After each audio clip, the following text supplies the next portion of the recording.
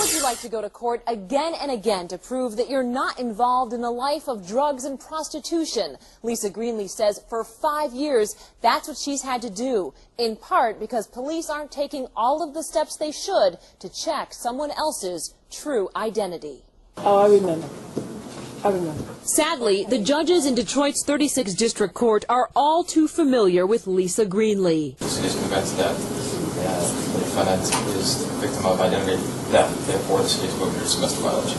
This 27-year-old says someone else is using her identity, but this isn't your typical case of a criminal trying to use Lisa's financial information. This identity thief is using Lisa's name when police issue prostitution and drug-related tickets. It's absolutely horrible. At one point, Lisa's driver's license even got suspended because of drug tickets that had nothing to do with her. You didn't have your license for 9 months. 9 months. Because of one person. That one person isn't a stranger to Lisa. The person police say is using her identity is Lisa's own cousin, 27-year-old Susan Lee Greenlee. The trouble started back in 2004 in Royal Oak. Wanting to hide the fact that she was on parole for a home invasion conviction, Lisa says Susan would give officers Lisa's name and date of birth when Susan got pulled over. Lisa spent a huge amount of time and money taking time off work to prove to Royal Oak police that Susan was the one they were really after. Court records show Susan also used Lisa's name with police in Ferndale and Hazel Park. So former Oakland County prosecutor Dave Gorsuga prosecuted Susan Greenlee, and she pleaded guilty to felony identity theft. But once Susan got out of prison, Lisa says new tickets for soliciting prostitution, loitering, and being in possession of narcotic paraphernalia started showing up at her door. In all, 8 tickets from Detroit arrived from 2007 to 2008. Can't even focus on studies or anything sometimes because there's another court date, and like a week before the court date, I can barely eat. I feel sick.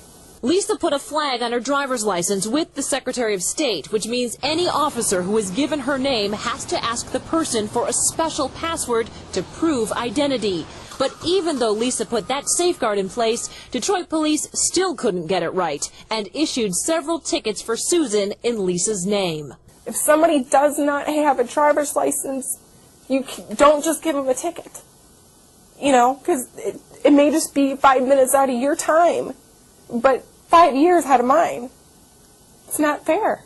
Lisa finally had to hire attorney Gerard Gilbo to help clear her name. I've just never heard of a case with this many criminal charges in different jurisdictions over such a long period of time. Gilbo says Lisa filed 3 different identity theft police reports with Detroit, but they never requested a warrant for Susan Greenlee. Since this isn't a violent crime per se, it gets a low priority. But that's very frustrating. The detective never got back to me. I made a couple appointments with him, but he would never show. Once the Action News investigators stepped in, the wheels of justice finally started to move a bit faster. Detroit police did not want to talk to me on camera, but after I called them about this, their detective finally requested a warrant on identity theft and obstruction of justice charges for Susan Greenlee. Lisa desperately wants to see Susan locked up for the maximum sentence. Maybe she'll think twice this time, and maybe in a way I'll be saving her life, getting her out of the streets.